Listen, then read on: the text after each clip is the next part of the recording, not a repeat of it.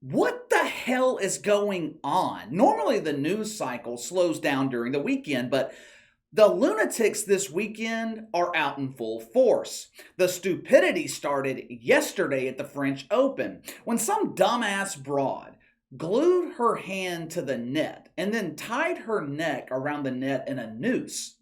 I guess no one has guided her into an easier way to end your own life, but that was not her purpose yesterday.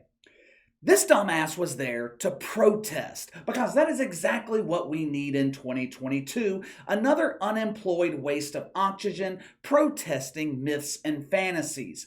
Now, what was she protesting? The grand myth of climate change, formerly known as global warming. You know what we used to call global warming? The transition from spring to summer. It's strange. Every year during the months from June to August, the temperatures gradually rise. Us normal people, we call it summer. The woke shitfucks, they call it climate change. Oh, everyone run and hide. The earth is about to combust into fire from all this heat. This dumbass at the French Open, she wore a t-shirt that read 1,028 days left. That is the number of days until her woke welfare expires and she's forced to relocate from living under the Eiffel Tower to living under a bridge. The Tampa Bay Rays, they're in their woke feelings. They were wanting taxpayers in Florida to pay $35 million to build them a brand new practice facility. There was just one small problem. The team, the Rays, they participated in the weekly woke bath ritual held every Wednesday. The Rays, they tweeted out their support for gun control. They also washed their logo in the gay. So Ron DeSantis said, okay, you don't agree with our politics? You don't like how Florida is ran? We won't give you our money. Fuck off. Then I see where another player in Major League Baseball has come up with a brilliant idea to increase attendance as well as television ratings. Sean Doolittle, which is an appropriate name for this shitfuck considering he has done little of nothing the last 2 years, he is taking part in a Zoom meeting this week promoting socialism in America. I guess it makes sense. Sean Doolittle is being paid $1.5 million this season, and he's pitched a total of 5 innings. Socialism 101, get paid to do nothing. The woke have taken a severe beating this week. I mean, it's been brutal. Joe Biden's lost support from impoverished communities. Inflation, high gas prices, that affects all of us. But for most of us, it's just an inconvenience. We don't like paying $5 a gallon for gas, but it's not necessarily affecting our quality of life. For someone living paycheck to paycheck, spending an extra $100 every week to fill your gas tank becomes an emergency situation. The occupants of the land of social justice, they had another bad week this week, but no one had a more tragic end to their work week than the NBA. The NBA has been riding high since mid-April. After 2 years of disastrous ratings in the playoffs, the NBA has managed to rebound nicely. First round of the playoffs, most watched in over 10 years. Not only were the ratings great, but it also proved that LeBron James is no longer the most popular player in the league. That title belongs to either Kevin Durant or Steph Curry. The league was able to carry that momentum through the conference finals. Game 7 Eastern Conference Finals, watched by almost 10 million people. It was the most watched NBA game outside of the NBA Finals since 2018. After 2 straight years of record low ratings, it appeared the NBA was finally going to get a heavily watched NBA Finals. To his credit, Adam Silver has been working hard to repair the relationship between the NBA and the casual NBA fan. You know, your average fan, the dude that watches the NBA from March to June. The casual fan is what the NBA needs to succeed. They have the hardcores. They have the 1.5 million people that are going to watch throughout the regular season. The casual fan is the fan that allows the NBA to demand billions of dollars in broadcast rights. The casual fan is who pushes the NBA into the forefront from March through June. The casual fan to the NBA, it's not a luxury. It's not an added bonus. It's a necessity. The relationship between the NBA and the casual fan has been fractured for 2 years. I don't need to rehash the reason why for this audience. You guys have heard me talk about this numerous times. The thing about fractured relationships, they're fragile.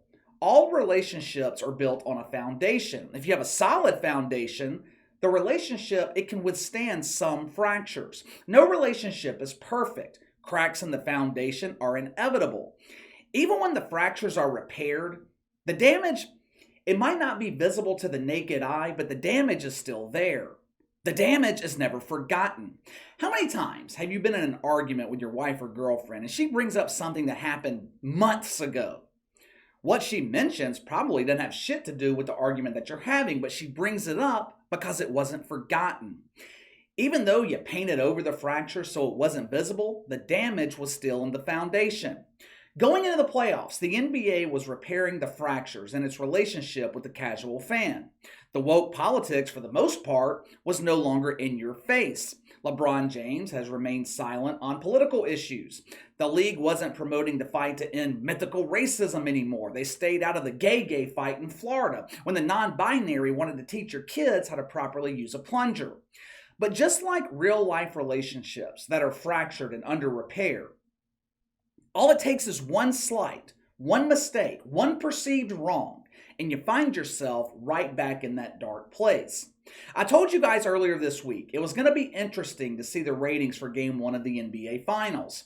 For the last 7 or 8 years, the Golden State Warriors have been the most popular team in the NBA. Before last week, Adam Silver could not have asked for a better matchup for the NBA Finals. You have your legacy team in the Celtics, a franchise synonymous with the league. Then you have the Warriors, the dynasty for nearly the last 10 or so years. Steph Curry, one of the most likable players in the league. The resurgence of Klay Thompson after losing the last 2 years to various injuries. The Golden State Warriors have been the most watched team in the NBA the last 8 years. Their 5 straight finals appearances from 2015 to 2019, they averaged nearly 19 million viewers per game. Game 1 against the Celtics Thursday night, 11.9 million. Now, while that's a drastic increase over the last 2 years, this number is a disaster for the NBA. If you take out the last 2 years, this was the least watched Game 1 in 15 years. The Celtics and the Heat, like I said, drew 10 million for Game 7 of the Eastern Conference Finals. I was expecting Game 1 of the NBA Finals to be 15, 16, 17 million. And they don't even crack 12? Why? If the most popular team in the league, going against a storied franchise, can't capture the interest of the casual NBA fan, what is the reason? I mean, after all, ratings for the playoffs have been surging for 2 months. You would expect the momentum to be carried into the NBA Finals, the most watched 7 games on the NBA calendar. What happened? This is pure speculation on my part, but I think Steve Kerr happened. This happened. Since we left shoot-around, 14 children were killed 400 miles from here. Children murdered at school. When are we going to do something? I'm tired. I'm so tired of getting up here and offering condolences to the devastated families that are out there. I'm so tired of I'm tired of the moments of silence. Enough. There's 50 senators right now who refuse to vote on H.R. 8, which is a background check rule that the House passed a couple of years ago. It's been sitting there for 2 years. And there's a reason they won't vote on it, to hold on to power.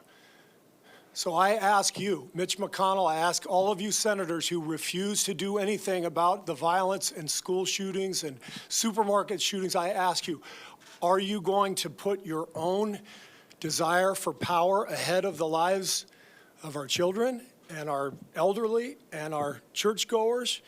Because that's what it looks like. We can't get numb to this. We can't sit here and just read about it and go, well, let's have a moment of silence. Yeah, go Dubs, you know. Come on, Mavs, let's go. That's what we're going to do. We're going to go play a basketball game. And 50 senators in Washington are going to hold us hostage. Do you realize that 90% of Americans, regardless of political party, want background check, universal background check. 90% of us, we are being held hostage by 50 senators in Washington who refuse to even put it to a vote, despite what we, the American people, want. They won't vote on it because they want to hold on to their own power. It's pathetic. I've had enough. Why do I think this could be impacting ratings for the NBA Finals? Why? Well, for one, we already know casual sports fans do not want politics involved. We watch sports to escape. We watch sports to escape from politics. We watch sports to escape from girlfriend problems, job problems, money problems. We don't watch to be reminded of the bullshit. That's not why we watch the NFL or the NBA. We want to sit there for 3 hours in peace and just watch the fucking game. It's as simple as that. Something that often gets misunderstood about men, especially sometimes with women, but men need downtime. We need our time just to sit in peace by ourselves and not be bothered. Why do you think a lot of men have a man cave, I should say? They want space to get the fuck away from everything else. When you invade that space with an emotional lecture on gun control, then we're just going to watch something else. You interrupt the peace. Number two, I keep seeing these statistics. 90% of Americans support stricter gun laws. You can't get 90% of Americans to agree on anything, and you expect me to believe 90% of the country agrees on something as controversial as gun control? Steve Kerr inserted the NBA into the gun control debate. The Miami Heat followed suit. Both the Heat and the Warriors pressured the NBA audience to contact their local politicians and demand stricter gun laws. That 90% number, they are pulling that data from polls. But the thing about polls, they are notoriously unreliable. You don't know the demographics of who's being polled. Oftentimes, people answer the questions with the answer they think the person on the other end of the phone wants to hear. In other words, they don't answer honestly. I decided to do some research to see if 90% of the country actually supports stricter gun laws. The results were not surprising. Check this out from the New York Times. This report was published yesterday. They pulled voting data from California, Washington, Nevada, and Maine. 3 of those being some of the wokest states in the country. They show the expected support for gun control and the actual support. As you can see, the difference averages around 30 points. Now check this out. This poll shows the level of importance of gun control when compared to other key issues. Most voters are more concerned with legalizing weed than stricter gun laws. The point is, the NBA is once again on the wrong side of a political issue, at least when it comes to half the country. We saw what happened the last time the NBA was on the wrong side of an issue. They set record low ratings for the playoffs and the NBA Finals. Now again, this is all just speculation on my part. We could actually see better ratings for the rest of the series, especially if it remains competitive. Historically though, Game 1 sets the trend. You look at the history of ratings for the NBA Finals, the series average is normally within 1 or 2 million viewers of what they got for Game 1. So if the trend holds, this Finals will average less than 14 million viewers. If you take out the last 2 years, that would make it the least watched NBA Finals since 2007. Now, of course, we will continue to monitor the ratings here on the channel, but let me know what you think. Why do you think ratings for Game 1 of the Finals were this disappointing? Give me your reason. Sound off in the comments below. Make sure to like and subscribe. Click the notification bell to receive all notifications from the channel. Best way to contact me is by email at btlkc84@gmail.com, kc_btl84 on Twitter. I'll see you guys tomorrow.